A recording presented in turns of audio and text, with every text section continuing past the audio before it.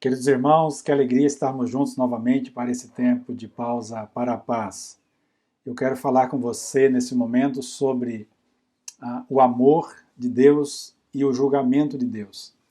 O amor de Deus e o julgamento de Deus. Você conhece o versículo mais conhecido da Bíblia, João 3,16, que diz assim: porque Deus amou ao mundo de tal maneira que deu o seu único filho, para que todo aquele que nele crer não pereça, mas tenha a vida eterna.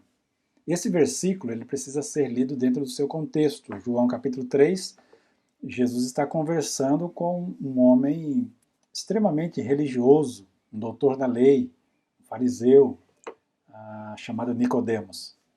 Nicodemos chega de noite, conversa com Jesus, ele diz o texto que ele começa a elogiar Jesus, mestre, rabi, sabemos que és um mestre vindo da parte de Deus, porque ninguém pode fazer os sinais que tu fazes se Deus não estiver com ele, etc. E vai elogiando Jesus, e Jesus vai direto ao ponto, dizendo: Nicodemos, aquele que não nascer de novo não pode entrar no reino de Deus. E o texto continua, o diálogo vai se prolongando até que chega no versículo 16.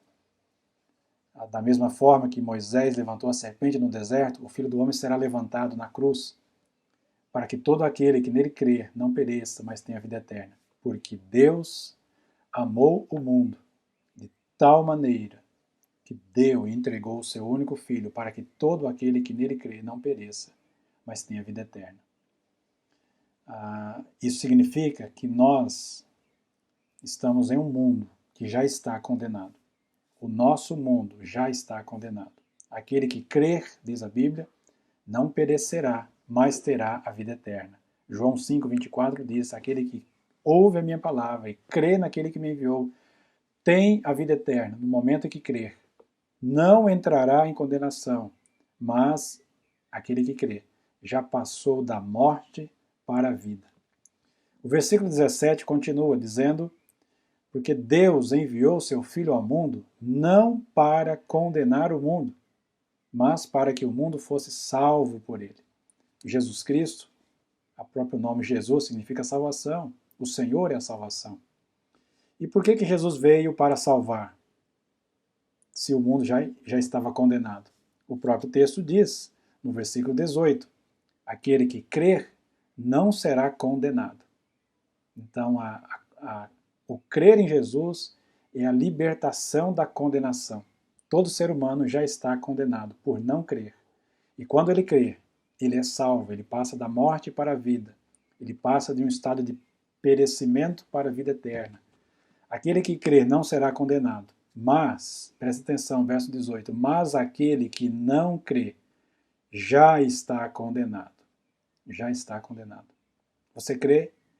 Você está salvo. Se você não crer que Jesus Cristo é o Deus encarnado, o Salvador ressurreto, poderoso, Filho de Deus, você está condenado. Você permanecerá condenado. Por quê? Por que será condenado? Porque não crê no nome do unigênito Filho de Deus.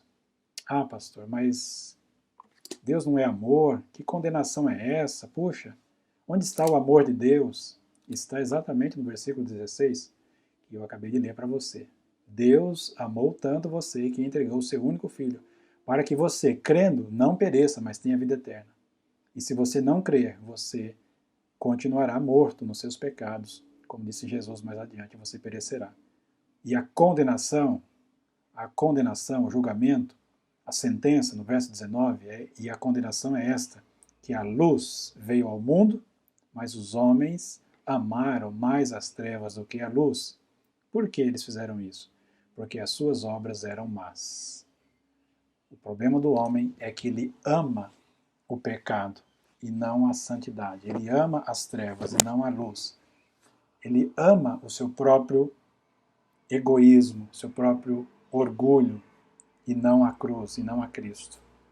João capítulo 1 diz assim, que ele veio para os seus, mas os seus não o receberam. Veio para os seus, mas os seus não o receberam. Mas a todos quantos o receberam, ou seja, creram, deu-lhes o poder de serem feitos filhos de Deus. Pense nisso. Anuncie essa mensagem.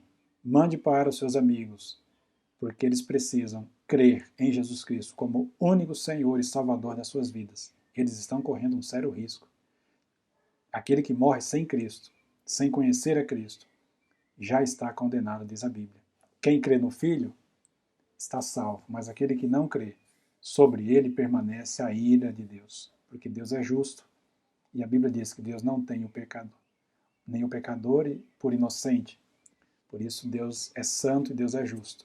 E aquele que ouve e crê já passou da morte para a vida. Amém por isso. Graças a Deus por isso. Deus te abençoe e te dê a paz. Amém.